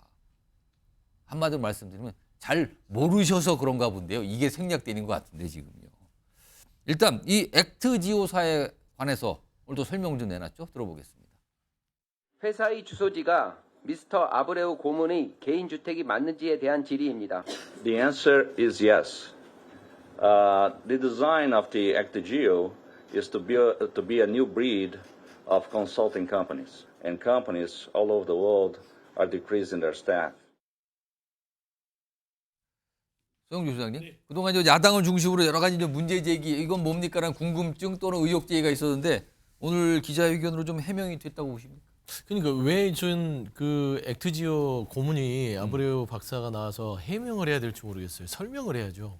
그러니까 윤석열 대통령도 가능성과 추측만 가지고 지금 빵 터트려서 국민들이 의아해하잖아요. 뭐가 그리 급해서 아직 구멍도 뚫지 않은 상황에서 한 드럼도 없는 상황에서 여기가 무슨 140억 대박을 터뜨릴 수 있다라고 왜 국민들을 선동하지? 이유가 뭐지라고 하니까 바로 아브레우 고문이 들어온 겁니다. 그래서 그걸 뒷받침하려고 왔는데 이분도 입으로 때워요. 그렇지 않으면 국민들이 그래 볼걸요. 뭐가 대단한 거 있을 줄 알았더니 본인은 1인 기업이고 그다음에 본인이 20%의 가능성을 하면 높다. 하지만 실패할 확률도 80% 있으니 되면 좋고 아니면 말할 거다. 저는 그렇게 국민들은 들었을 거라고 봐요. 그러니까 바로 오늘 한국가스공사라든지 동해의 석유 관련된 그 관련 기업 주가가 10% 이상 폭락을 합니다. 그렇습니까? 결국에는 주식시장이 바로 반응을 하는 거예요. 그러니까 신뢰성을 주러 온 게 아니라 윤석열 대통령의 어떤 그런 좀 뭔가 미심쩍은 그런 부분들에 혹에 혹을 덧붙였다라는 것인데 저는 한 가지 의문점을 제기하고 싶어요. 예를 들어서 우드사이드 같은 경우 부분들이 뭐 여러 가지로 철수했는데 그 이유가 있었다 하는데 예를 들어 보십시오. 삼성전자라는 그런 거대한 기업에서 어떤 사업에 대해서 여러 가지 집단지성을 통해서 판단을 내려요. 이건 불확실하다라고 철수를 했는데 삼성전자에 있던 한 연구원이 나와서 내가 삼성전자에서 여러 가지 연구를 해왔는데 내 의견을 받아주지 않고 내가 스타트업을 이제 차렸어요. 그러니까 삼성은 믿지 않고 삼성전자 출신의 연구원의 말을 믿는 그런 꼴입니다. 예를 들면 그런 거예요. 근데 이게 몇 조 원이 될 수도 있는 국책 사업을 저분의 말을 제가 이제 전문가가 아니라고 부정하는 게 아니라 꼭 저분 말의 한마디가 전지전능한 걸로 판단을 해서 이렇게까지 지금 떠들썩하게 대형 이 고래의 꿈을 얘기를 해야 되느냐라는 측면에서는 국가예산입니다. 윤석열 대통령 쌈짓돈 아니에요. 국가예산에 대해서 집행을 할 때는 조금 더 냉정하고 철저한 분석을 한 다음에 추진하는 게 맞지 않냐라는 합리적인 비판들을 하는 것이죠. 윤기찬 부위원장은 오늘 어떻게 기자회견 내용 좀 들으셨습니까? 그래서 뭐 저렇게 기자회견의 범위가 이제 좀 제한적이겠죠. 아무래도 영업 비밀이 있을 수 있어요. 이게 지금 저희가 그 7광구 예를 들면 7광구가 원래 우리 대륙붕하고 연결되어 있기 때문에 우리 소유였었잖아요. 그러다가 일본하고 합작을 해가지고 진행하다가 이게 그 200캐리 배타적 경제 수역으로 갑니다. 그 바람에 이제 일본이 기다리고 있는 거예요. 똑같습니다. 지금 이 6-1이고 8광구인데 이 부분은 지금 현재 우리의 배타 수역 내에 있지만 문제는 뭐냐면 국제적인 협약이 언제 바뀔지 몰라요. 그러니까 대통령 입장에서 마음이 급하죠. 그런 것도 있는 거고 만약 가스 매장량이 엄청나다. 그리고 한참 또 내분 때문에 길어지게 되면 저분에 대해서 국제사회가 더 달려들 수 있는 부분은 없지 않아 있는 거예요. 이런 여러 가지 이제 이해관계가 얽혀 있는 거고 또 하나는 자 그럼 결론적으로 민주당은 하지 말자는 건지 이게 지금 48번을 시추했다는 겁니다. 동해 근처에서. 48번 시추해가지고 한 2번인가 한 번 나왔어요. 예. 근데 2조 원 나온 거 갖고 48번의 비용을 다 상쇄했단 말이에요. 그러면 지금 이렇게 불확실한 자원 개발이라는 게 원래 불확실합니다. 예. 20% 뭐 10% 이런 것들은 사실은 그 기준이 저도 뭔지도 모르겠어요. 하지만 물리 탐사를 갖고 분석을 해보니까 이 정도 나온다. 그러면 일단은 야권도 좀 믿고 기다려봐야 되는 게 아닌가 싶고 오히려 힘을 보태줘야 되는데 예. 지금 신중하자 좋습니다. 그럼 현재 입장에서 이 해당 분석업체 말을 못 믿으니까 다른 분석업체를 붙이자는 겁니까? 아니면 이걸 시추를 하지 말자는 겁니까? 그러니까 원래는 분석을 통해서 다 하고 시추를 해봐야지만 거기에 이제 그 석유가 있는지 없는지를 알 수 있는 거잖아요. 예. 그러니까 야당에서는 제가 볼 때 아브레우 박사를 못 믿겠으니까 분석을 다시 해보자. 이렇게 그럼 돈 또 들어갑니다. 이렇게 하실지 아니면 시추를 하지 말자 이렇게 하실지 어떤 건지 선택을 해야 될 것 같아요. 지금 이 내용이 처음에 알려졌을 때 전 야당에서는 좀 지켜보다가 이거 이상하지 않습니까? 왜 갑자기 이걸 밝혀야 합니다. 약간의 정치적인 상황과 연결시켰어. 그러면서 뭔가 국면 전환 이거 목적 아닙니까? 이런 시각이 딱 바로 나왔었는데 화면 좀 볼까요? 최근에는 조금 더 비판 수위가 높아졌는데 이재명 대표가 이런 얘기를 해요. 뜬금없는 산유국론에 국민 절망시킨 부산 엑스포 떠올라. 부산 엑스포 실패했는데 이걸 여기에다가 좀 연결을 좀 지어서 이거 국회 차원에서 철저히 점검할 겁니다. 그리고 10중 8구 실패할 사안이다고 규정을 해요. 요 내용 최근에 이제 이재명 대표 저 얘기하고 오늘 나온 목소리도 있어요. 민주당에서 들어보겠습니다. 지금 석유 탐사를 놓고 확률이 20%라고 합니다. 반대로 얘기하면 80%는 아니란 얘기입니다. 나중에 또 부산 엑스포 유치 실패와 같은 그런 충격이 발생하지 않도록 좀 신중하고 안정적인 국정 운영이 되기를 바랍니다. 잠시. 베리베리 스트레인지합니다. 매우 이상합니다. 세계 수준의 호주 최대 석유 개발회사 우드사이드가 한국 영일만 일대 심해 탐사 사업이 더 이상 가망성이 없다고 작년 1월 철수했다고 합니다. 액트 지오사와 그럴 가망성이 없다는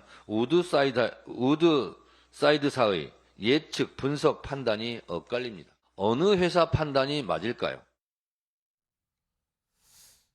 송영훈 위원, 특히 민주당에서 부산 엑스포까지 거론을 하면서 약간 비판적 입장, 그리고 10중 8구 이거 안 된다라는 또 약간의 전망일까요? 규정일까요? 이렇게까지 나왔네요. 아니 어떻게든 석유가 제발 안 나왔으면 하는 것 같아서 저도 국민의 한 사람으로서 민주당의 태도는 좀 유감스럽습니다. 그 엑스포는 표심을 얻는 거잖아요. 상대 국가가 있는 것이고 그러니까 그건 유동적인 거고요. 석유는 어쨌든 제자리에 있습니다. 탐사해서 우리가 시추를 해서 찾아내느냐 아니냐의 문제인 것이고요. 그리고 지금 민주당 같은 태도로 하면은 우린 자원개발 영원히 못해요. 자원개발은 원래 기본적으로 위험을 수반하는 겁니다. 다만 성공했을 때 그것에 대한 보상도 굉장히 크죠. 예. 우리가 이명박 정부 때 그 볼리비아 리튬 광산을 확보했다가 실패를 한 사례가 있긴 합니다. 예. 그런데 그때 실패를 해서 나중에 대박이 터졌어요. 그렇습니다. 그 포스코가 그때 그 소금 호수물에서 리튬을 추출해내는 기술을 굉장히 고도화시켰습니다. 원래 이제 그게 한 달 걸리는 거를 8시간 만에 추출할 수 있도록 그렇게 포스코가 기술을 발전시켰고, 그러고 나서 그 아르헨티나에 가서 그 리튬 광산 3,100억 원 정도 들여서 확보해가지고, 물론 뭐 리튬 시세가 등락이 있습니다만은 최대한 35조 정도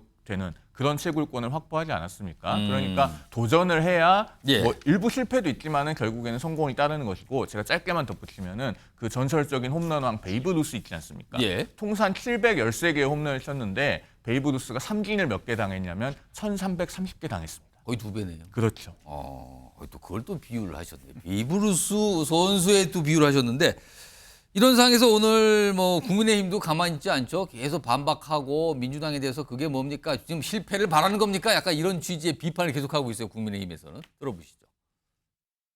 희소식 앞에 민주당은 유독 죄를 뿌리기에 바쁜 것 같습니다. 171석의 거대 다수당이 이렇게 좀스러운 행태를 보였어야 되겠습니까? 사사건건 정부 비방에만 힘쓸 것이 아니라 여당인 국민의힘과 함께 국익과 국가 미래 발전에 함께 해주실 것을 당부드립니다. 밑 빠진 독에 물 붓기라며 터무니없는 비판을 하더니 어제는 페이스북을 통해서 10중 8구 10회할 것이라며 대한민국 발전을 저주하는 고사를 지내는 듯합니다. 대한민국이 산유국이 되는 것이 그리 싫으십니까? 이런 가운데 지금 아까 부산 엑스포 얘기를 하는데 부산 여당 이제 부산시당이 이재명 부산 엑스포 이거 절망 발언 심각한 모독이다. 또 반발하는 목소리가 있다고 합니다. 김준욱 전 대변인. 민주당이 지금 이재명 대표가 보니까 국회 차원에서 좀 따져보겠다 그러는데 문제 제기를 좀 강하게 할 분위기입니까 지금 민주당은? 그렇습니다. 이게 그 한두 푼이 들어가는 사업이 아니고요. 예. 최소한 시추공 하나 뚫는데 5천억. 그리고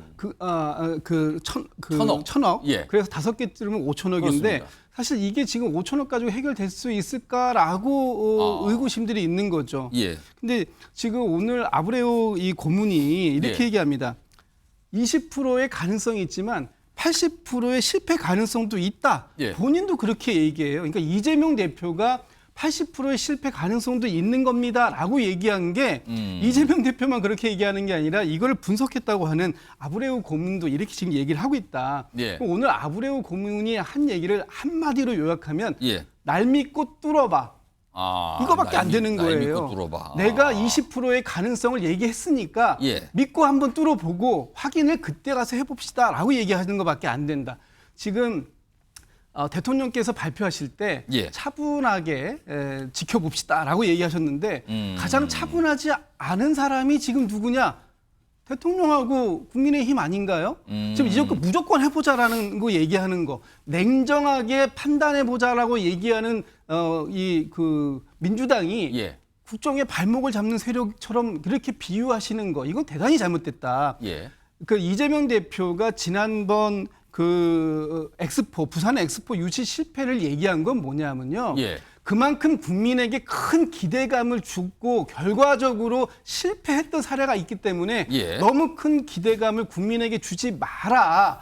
차분하게 가자. 오늘 좀 전에 소영주 소장 얘기했습니다만 주가 시장이 급락했습니다. 이틀 동안 상한가를 치던 주가 시장이 예. 시장이 급락했다는 이유가 뭔가요? 아브레우 고문의 저 발표가 기자회견이 믿음직했다면 아마 상한에 상한가를 쳤을 겁니다. 모르겠습니다. 따상이라고 합니까? 잘은 모르겠지만 지금 주식 시장이 이렇게 반응했다라는 것은 예. 오늘 저 해명이 기자회견이 뭔가 부족하다. 뭔가 신뢰성을 갖기엔 아직은 좀 예. 설익은 거 아닌가? 이런 것을 줬다라는 것을 여실없이 받았다라는 거거든요. 그러니까 이런 부분들을 놓고 봤을 때 이 민주당이 정확하게 냉정하게 판단하고 이 국책 사업에 막대한 혈세를 투입할 것인가 하는 부분을 결정하는 예. 이 과정에서 제동을 건다고 생각하지 마시고 정확하게 확인하고 가자 이런 취지다. 그리고 좀 전에 윤기천 변호사님께서 이런 말씀 주셨어요. 다른 업체에 그럼 한번 맡겨볼 것이냐. 예. 오히려 그것도 고민해야 될 시점이다라고 보여집니다. 왜냐하면 예. 이 분석 비용이 아무래도 수천억 들어가는 시추공 작업보다는 훨씬 더 싸게 먹힐 것이다. 그렇다면 다시 한번 새롭게 다른 예. 믿을 만한 전문 기관에게 분석을 의뢰해보는 것도 고민해야 되는 시점이 아닐까라는 생각이 좀 듭니다. 근데 예. 저는 사실은 이제 북한의 비핵화 확률보다는 20%가 훨씬 높을 것 같아요. 그러니까 저는 이게 과학 개념이기 때문에 예. 그러니까 저희가 물리 탐사라는 게 무슨 이제 팔을 쌓아가지고 탄성팔 쌓아가지고 들어오는 거 갖고 3D를 재구성하고 하는 예, 거잖아요. 예. 그러니까 과학적인 부분에 자꾸 정치 영역이 들어가게 되면 퍼센테이지 갖고 저렇게 따지게 되면 진짜 자원 개발 아무것도 못 해요. 그래서 금방 대변인 말씀 주신 것처럼 차라리 그럼 다른 업체하고 검증하자라고 구체적 제안을 해주시든지 이렇게 해가지고 이 부분을 넘어가야지 자꾸 오래 가게 되면 제가 볼 때 아브레우 박사 같은 경우에는 철수할 수도 있어요. 개인적으로 생각해요. 알겠습니다. 지금 이게 굉장히 기술적인 영역인데 이게 정치권으로 오면서 이제 공방이 계속 또 이어지는데 쉽게 또 사라지진 않을 것 같네요, 지금. 다음 준비된 주제는 2명의 인물이 등장하는데 우선 첫 번째 인물이 등장하는 내용부터 좀 확인해 볼까요? 제목이 있습니다. 조국 발언에 움찔했다? 물음표가 있어요. 누가 움찔했다는 거예요? 조국 대표가 뭔가를 얘기했는데 움찔한 분이 계셨다고 설명이 나왔는데 일단 어제 오후에 현충일 관련 행사에 윤석열 대통령의 각 정당의 대표들 참석해서 악수도 하고 이런 모습이 있었는데 그거 끝난 뒤에 조국 혁신당이 언론에 뭔가 설명을 내놨어요. 문자 형태로 이겁니다. 현충일 추념식에서 조국 대표가 윤석열 대통령과 악수를 하면서 민심을 받드십시오라고 말을 했고 윤석열 대통령은 별말 없이 움찔한 것 같다라고 설명을 내놨습니다. 이것도 이례적인 설명이에요. 아니 정당의 공보궁에서 움찔한 것 같다라는 설명을 내놨는데 그 당시 어제 그 모습 있거든요. 요거 윤기찬 부위원장하고 서영주 소장님 잘 봐주세요. 지금부터 나가는 영상. 진짜 뭐라고 얘기를 한 건지 움찔한 건지를 좀 한번 확인해 보겠습니다. 보시죠.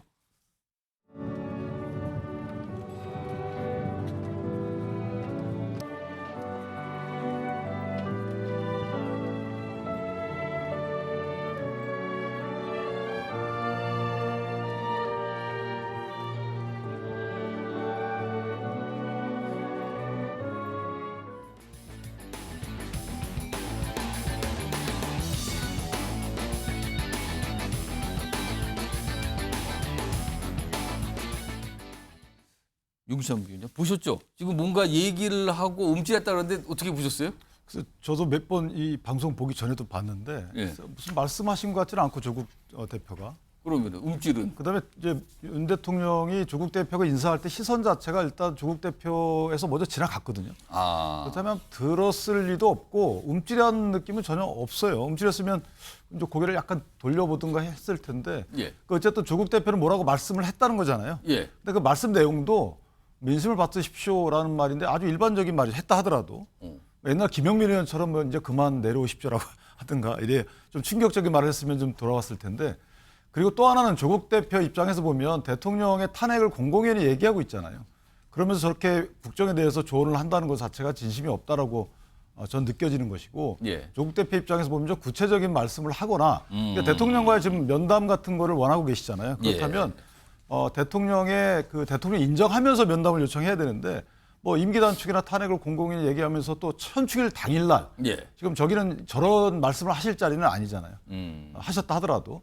그런데 하셨는지도 모르겠고 하신 이후에 움찔했다는 또 평가 자체도 굉장히 주관적이고 그러니까 공보국에서 주관적인 평가를 저렇게 또 내는 것도 앞뒤가 안 맞는 것 같고 마치 이제 저는 저 말을 들으면서 내가 민심을 받으십시오 말을 했는데도 불구하고 이걸 들은 척도 안 했다. 움찔했다는 건 들었다는 거잖아요.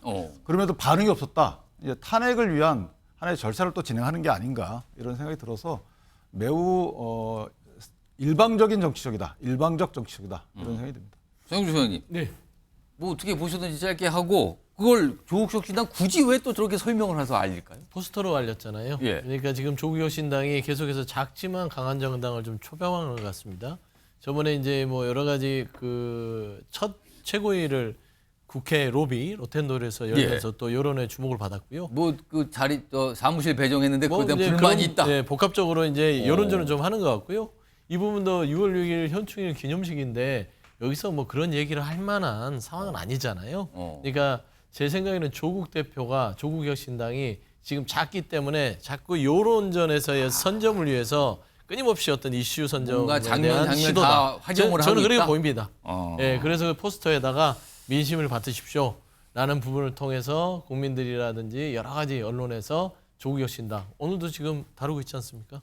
예, 그런 점을 노렸다. 그래 보입니다. 말을 한 건지 움찔을 한 건지 뭐 영상으로는 판독이 좀 어렵긴 한데요. 뭐 모르겠습니다만 그렇다고 또 알렸어요. 또 이제 그렇다고. 또 오늘도 이게 얘기가 됩니다. 지금. 이런 가운데 또 한 명이 있다고 아까 예고해 드렸잖아요.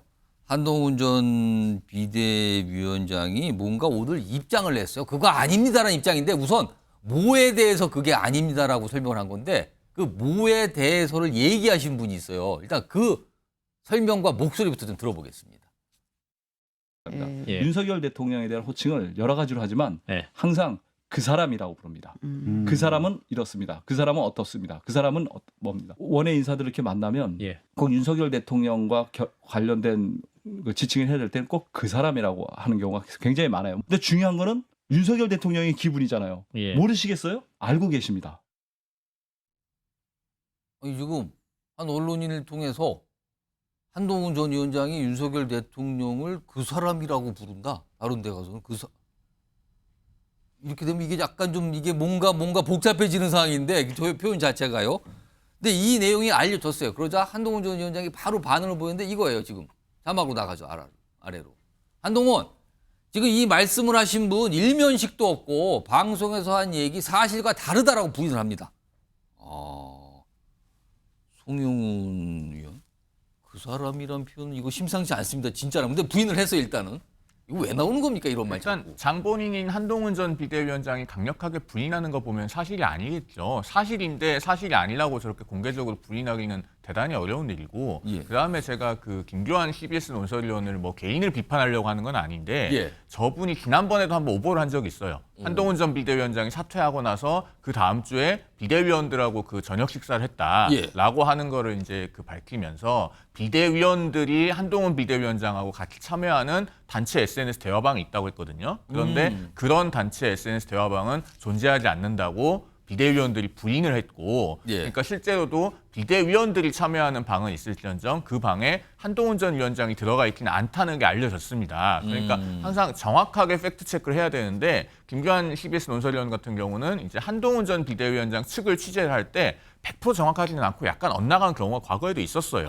그렇기 때문에 이제 저 부분에 있어서는 과연 김교환 의원이 얘기를 했다고 100% 팩트인가 이것은 약간 걸러서 볼 필요가 있다고 생각합니다. 아니, 대통령을 향해서 다른 사람한테 그 사람 이렇게 얘기하면 이거는 전 서로 뭐 안 보는 사이처럼 보이거든요. 이렇게 되면은. 근데 그런 얘기를 했다? 아니다. 부인을 바로 한 상황이 나타났어요. 그리고요. 한동훈 전 위원장이 연평해전 관련돼서 어떤 본인의 생각 이렇게 글을 올리는데 이렇게 돼 있어요. 여기 보시면 뭐 연평해전의 영웅, 뭐 한상구 상사님의 상가 죽음 이런 걸 얘기 좀 해서 동화책이 준비되고 있다 이런 걸 알린 거예요. 보면은 저 김준우 전 대변인 이쯤 되면 연평해전 영웅 이건 약간 보수 이런 색채거든요. 보수층 이런 걸 좀 뭔가 생각하고 있는 겁니까? 그럼 지금? 뭐 아마 다목적인 것 같아요. 그런 부분들 충분히 보수 지지층의 이제 전당대회를 앞두고 있기 때문에 거기에 어필하려고 하는 그런 모습도 있고 또 한편으로는 이제 어제가 현충일이었기 때문에 지금 6월은 이제 호국 보훈의 달이지 않습니까? 그렇다면은 시적절한 메시지를 내야 되는데 그런 메시지를 아마 고민했었을 것 같아요. 때를 보면서 기다렸다. 때를 보면서 기다렸고 그 중에 이제 가장 적절한 메시지를 요것으로 이게 지금 서해 바다를 지킨 영웅 뭐 한상국 그 이런 상사, 상사 이 지금 책을 이제 그 동화책을 만드는 거잖아요. 근데 이걸 이제 만들기 위해서 펀딩을 한 거예요. 한 300만 원 정도를 모금하는데 이제 이렇게 한동훈 전 비대위원장이 SNS에다가 저걸 이제 광고하면서 알리면서 갑자기 그 사이트가 폭주하고 그렇답니다. 그래서 뭐 목표 금액을 상회하는 그런 이제 모금까지 됐는데 이제 그 한동훈 전 비대위원장 입장에서 보면은 일석이조인 이런 것들이 이렇게 언론을 통해서 알려지면서 본인의 이제 보수 색채 또 본인의 지향점 그런 것도 이제 그 확인을 시키는 것도 있고 또 한편으로는 적절한 때에 적절한 메시지를 통해서 본인이 여전히 활동하고 있음을 알려주는 그런 계기를 삼은 것이 아닌가라는 생각이 드네요. 제가 하나만 좀 짧게 덧붙여도 될까요? 한동훈 전 비대위원장의 저 메시지에서 주의 깊게 봐야 될 부분이 무엇을 안 했는가입니다. 지금 한 2시간 전에 저 메시지가 올라왔잖아요. 그러면은 사실 2시간 전에 속보가 뭐가 제일 많이 있었습니까? 이화영 전 부지사의 재판 결과죠. 그렇습니다. 그런데 우리가 흔히 생각하는 이제 한동훈 전 비대위원장의 그런 이미지는 저런 재판 결과가 나오면은 과거 법무장관 시절에 따박따박 야당 의원들에게 반박하던 그런 모습을 생각하면 뭔가 재판 결과에 대한 논평을 SNS로 할 것 같아요. 쓸만한데. 그렇습니다. 그런데 그게 아니고 지금 연평해전의 영웅인 한상국 상사 이야기를 하잖아요. 그러니까 본인의 어떤 그 이미지를 변화시키고자 하는 그런 의도가 없지 않아 있어 보여요. 그런 점에서 우리가 한동훈 위원장이 무엇을 말했는가도 중요하지만 무엇을 말하지 않았는가 여기에도 좀 관심을 기울일 필요가 있다. 그렇다면 메시지 관리를 굉장히 신중하면서 꼼꼼하게 하고 있다 이건데요. 그리고 그 사람 이 얘기에 대해서 바로 반박하는 입장을 또 내기도 했네요. 알겠습니다. 자, 지금 시각을 보니까요. 오후 6시 29분을 지나가고 있습니다. 여러분께서는 MBN 뉴스와이드를 지금 시청하고 계십니다.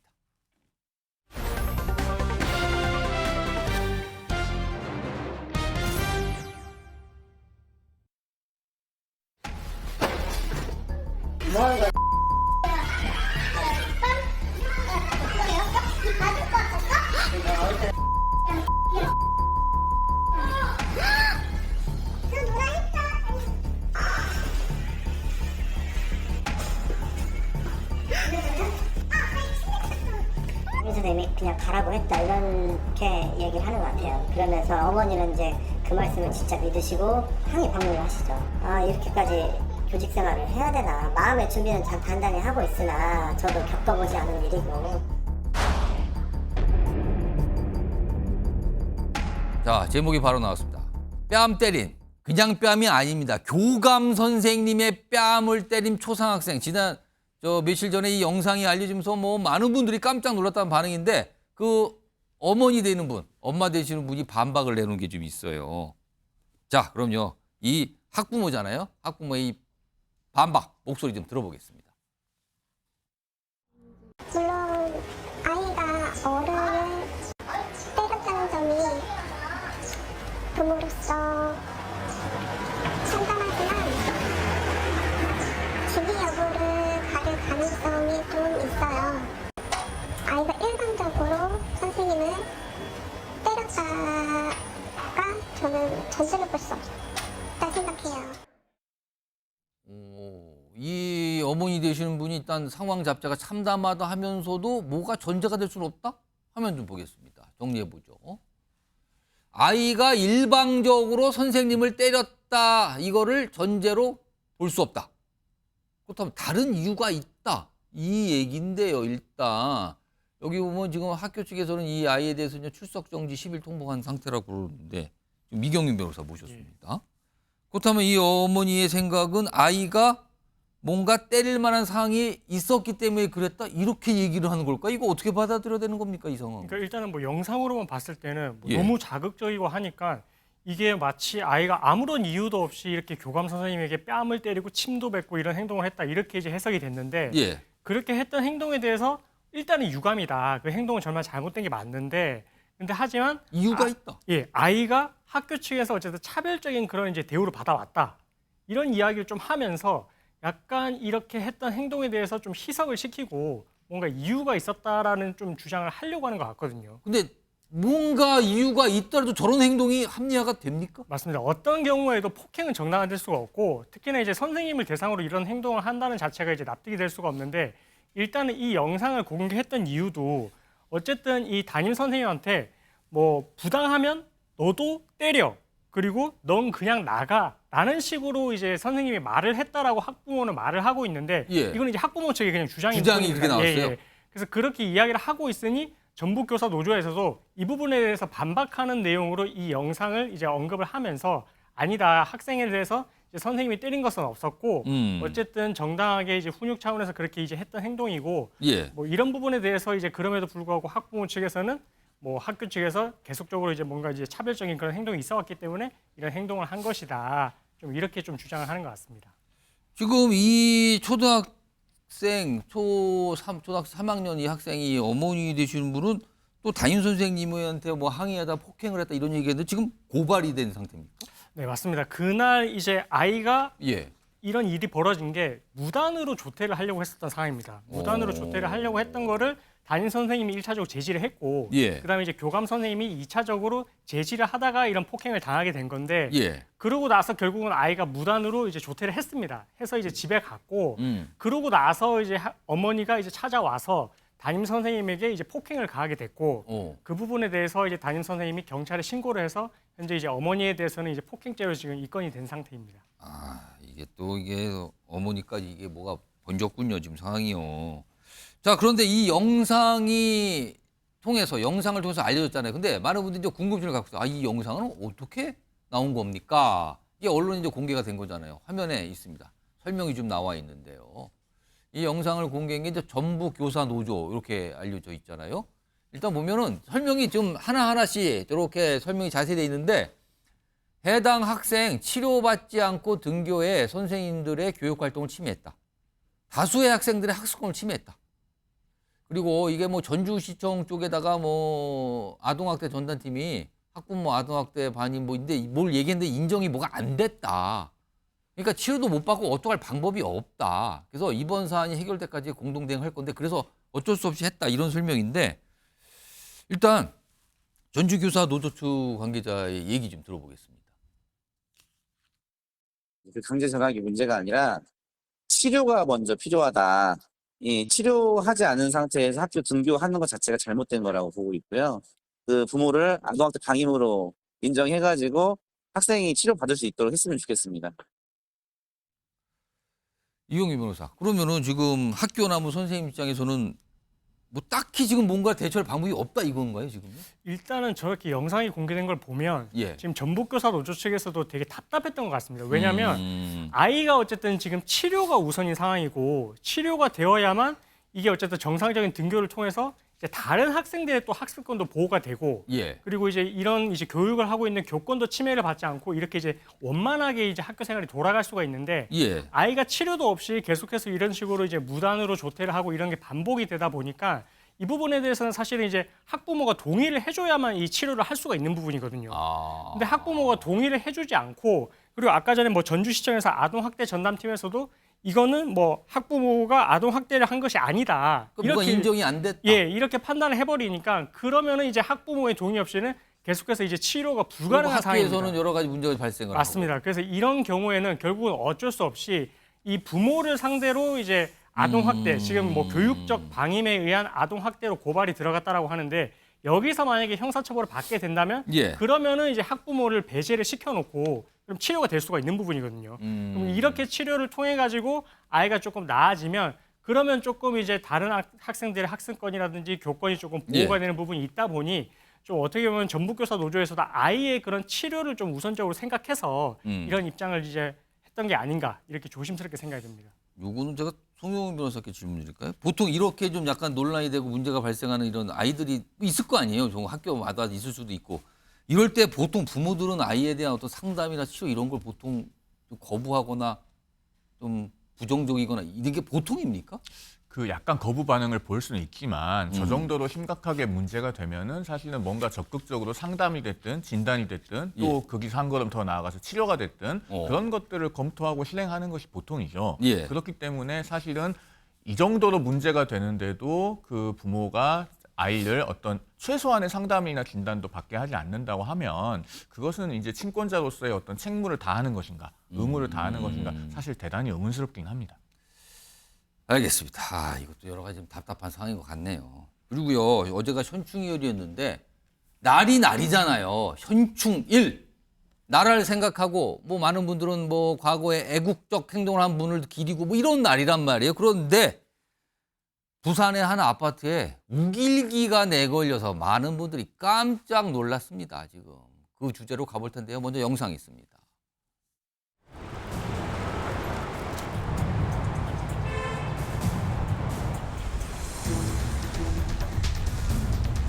여기 현충일이잖아요. 우리가 태극기가 보여도 시원찮을 판에 정말 눈물이 날 정도로 화가 치밀어 올라. 그것도.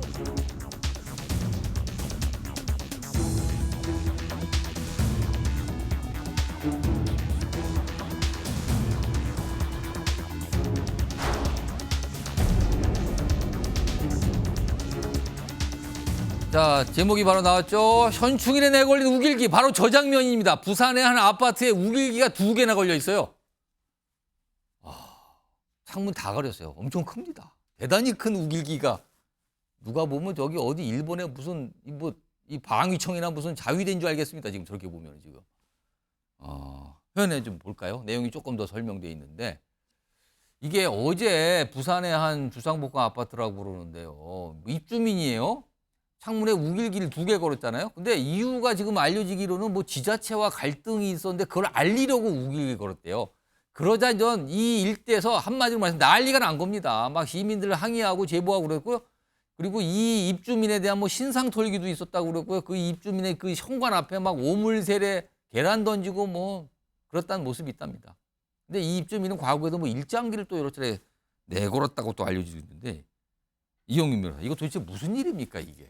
네, 이제 뭐 아까 지금 요약이 되어 있는데 지금 이 우길기를 내건 사람이 사실은 수영구청 측하고 지금 법적인 이제 갈등을 지금 겪고 있는 상황입니다. 이제 내막을 좀 이제 그 주장하는 바대로 이제 전달을 드리면 일단은 뭐 이제 공유지인 토지가 용도 폐기가 됐고 그 다음에 민간 사업자에게 매각이 됐었다라고 합니다. 근데 그러고 나서 이 사람이 이제 이 부분에 대해서 이제 이의 제기를 하는 소송을 제기를 했고 그래서 다시 이제 승소를 해서 이 부분에 대해서는 용도 폐기가 무효였다. 예. 그래서 이 부분에 대해서는 공유지가 되기 때문에 다시 수영구청 측에서 이제 일반 주민들한테 이런 게 공개돼서 오픈을 해야 된다. 이렇게 이제 주장을 하고 있는데 뭔가 땅 문제군요. 지금 다툼이 벌어졌어요. 그래서 지자체하고의 이런 이제 법적인 다툼이 있는데 이 부분에 대해서 이제 제대로 지금 조치가 이루어지지 않고 있으니까 뭔가 이런 관심을 좀 유도를 해서 이렇게 이제 좀 뭔가 이제 좀 조치를 취해 주기를 바라는 그런 하필 왜 우길기입니까? 그렇습니다. 그래서 이게 좀 이해가 안 되긴 한데 이 사람이 또 원래는 이 아파트에 살다가 몇 개월 전에 지금 이 우길기를 걸 거를 예정을 하고 다시 전입신고를 해서 이 아파트로 이사를 왔다고 합니다. 다른 곳에 살다가 이 아파트로 몇 달 전에 왔다 이 소리입니까? 예. 이걸 미리 대비를 하고 다시 이사를 와서 전입신고를 하고 이제 살고 있었는데 어떻게 보면 정말로 이제 의도가 불순하고 특히나 그것이 이제 현충일에 이렇게 또 군국주의를 상징하는 우길기를 내걸었다는 게 우리나라에서 저 깃발이 굉장한 거부감이고 우리는 뭐 항의하고 그러잖아요. 저걸 가지고. 특히나 이게 뭐 일본인도 아니고 우리나라 사람이 이렇게 행동을 했다는 자체가 너무나 좀 비난받아야 되는 상황이고 다시는 이런 일이 벌어지면 안 될 것 같습니다. 그런데요. 지금 이게 이걸로 끝이 아닌 것 같아요. 좀 다른 내용 좀 하나 더 보겠습니다. 지금 이게 이제 보도를 통해서 알려지기는 이 우길기를 내고신 이분 문제가 해결되지 않으면 재헌절과 광복절에도 우길기를 기행할 것. 예고를 했네요. 또 건다고. 지금 경찰이 오개물 광보법 위반 여부를 검토하고 있답니다. 이용임 변호사. 이거 어떻게 막을 방법이 없는 겁니까 지금? 지금 어쨌든 좀 차선책으로라도 오개물 광고법 위반 여부를 지금 검토 중인 단계인데 사실은 지금 이 상태로는 뭔가 지금 형사처벌을 할 수 있는 뚜렷한 근거 조항은 없습니다. 그래서 이거를 이제 차선책으로 뭐 오개물 광고법 위반이 되는지 이 부분에 대해서 이제 검토를 하고 있는데 사실 만약에 그 조항이 들어맞는 그런 행동이 있다 하더라도 사실 형사처벌에 있어서는 그래도 한 벌금형 정도에 그치지 않을까. 뭐 아주 막 엄청난 처벌까지는 이루어지지는 않을 것 같고 그래서 이제 이 부분에 대해서는 사실 독일에서는 뭐 이렇게 낫지를 뭐 추종한다든지 이런 그 행동에 대해서는 이제 형사적으로 이제 엄벌에 처하고 있거든요. 낫지 그 문양도 맞습니다. 금지돼 있는 거 아닙니까? 맞습니다. 그래서 이제 그런 부분들에 대해서 우리나라도 좀 이제는 이런 행동에 대해서는 법적인 근거를 마련해서 엄벌에 처해야 이런 재범을 방지할 수 있는 게 아니냐. 뭐 이런 목소리도 나오고 있습니다. 송영훈 변호사?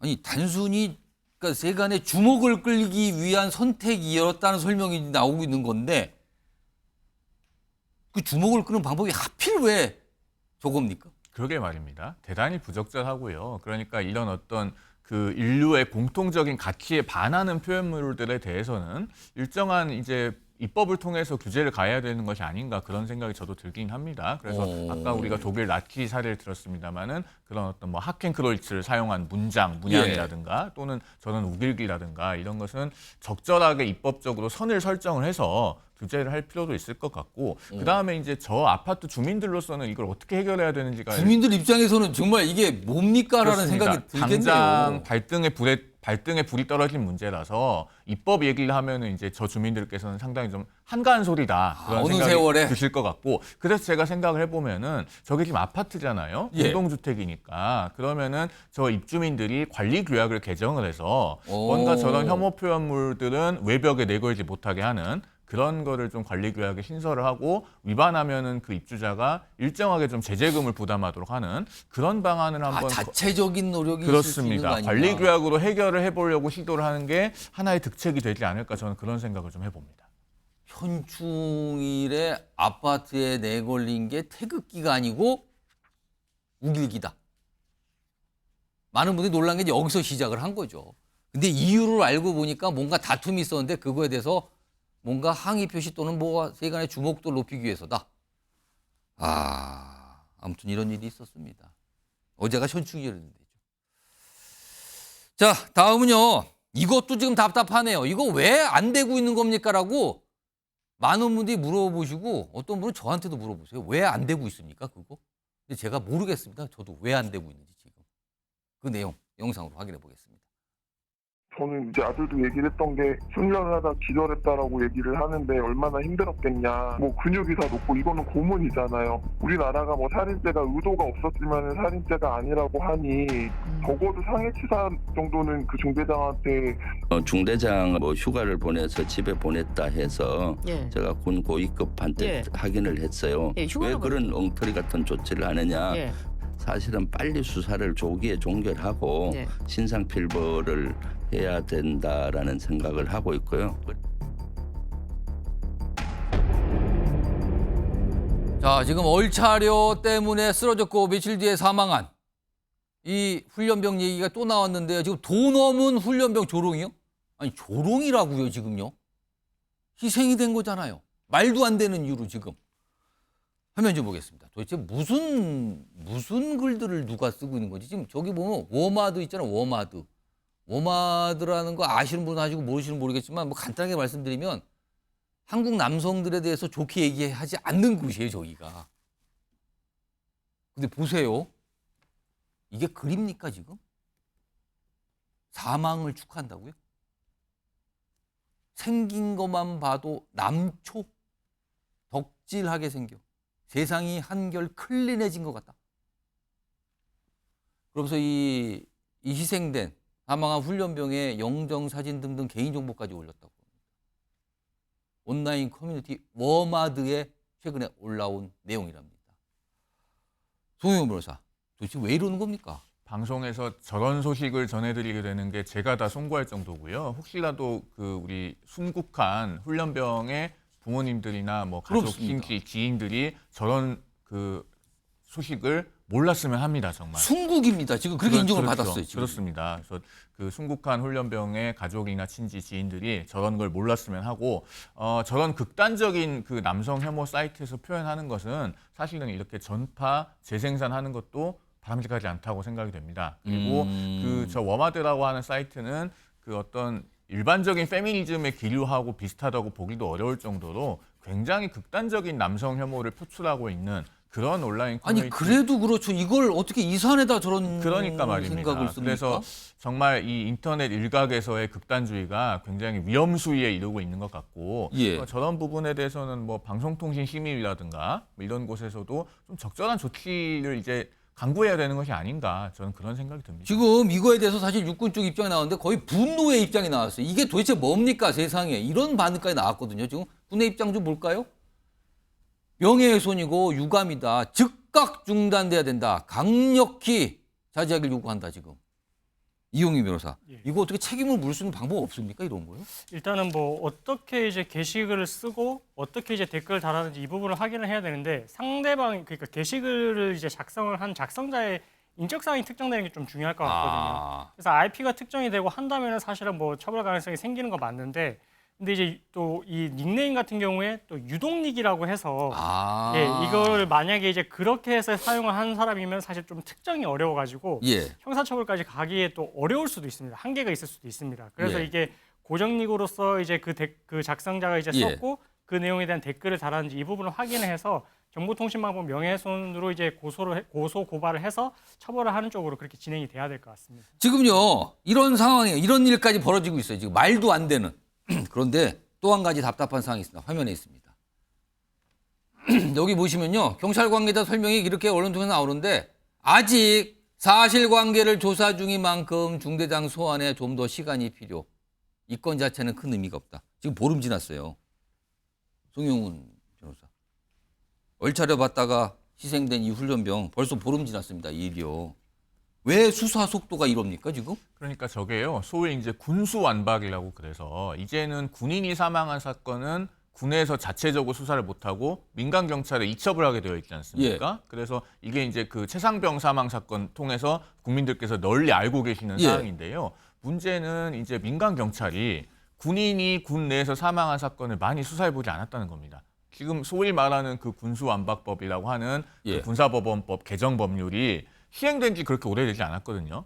그래서 경찰이 이 군에 대해서 사실 전문성이 부족합니다. 그래서 이렇게 시간이 지금 오래 걸리는 거예요, 그러면? 그래서 최상병 사망 사고도 사실은 최상병이 순국한 지도 벌써 이제 한 10달 정도 지나지 않았습니까? 그런데 아직도 과실치사의 책임이 어디까지 있는지를 제대로 가려서 기소를 못하고 있어요. 그래서 지금 이번 훈련병 사망 사건도 이렇게 수사가 사실은 그렇게 복잡한 사건이 아닐 거라고 저도 생각이 되는데 이렇게 오래 걸리고 있어서 참 문제가 있고 그러니까 과거에는 이제 군 내에서 군인이 사망한 사건 수사를 하면은 은폐가 되기 때문에 이렇게 개정을 했던 거 아니겠습니까? 그런데 또 이제 민간 경찰로 보내놓으니까 수사가 잘 안 돼요. 그래서 뭔가 이 부분에 대해서는 경찰에서도 그렇다면 전문적인 수사 인력을 별도로 육성하든가 뭔가 좀 조치가 필요해 보입니다.